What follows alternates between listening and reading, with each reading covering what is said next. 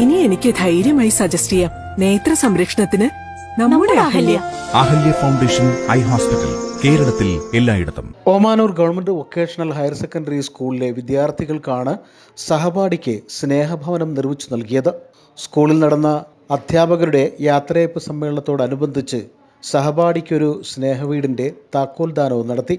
സർവീസിൽ നിന്ന് വിരമിക്കുന്ന പ്രിൻസിപ്പൽ സുനിത ടീച്ചർ, ഹൈസ്കൂൾ വിഭാഗത്തിലെ UK മുഹമ്മദ് കുട്ടി മാസ്റ്റർ എന്നിവർക്കാണ് യാത്രയയപ്പ് നൽകിയത്.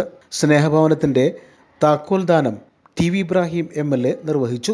മലപ്പുറം ജില്ലാ പഞ്ചായത്ത് ഫണ്ട് ഉപയോഗിച്ച് ഗ്രൗണ്ട് നവീകരണ പ്രവൃത്തിയുടെ ശിലാഫലക അനാച്ഛാദനം ജില്ലാ പഞ്ചായത്ത് അംഗം ഷരീഫ ടീച്ചർ നിർവഹിച്ചു.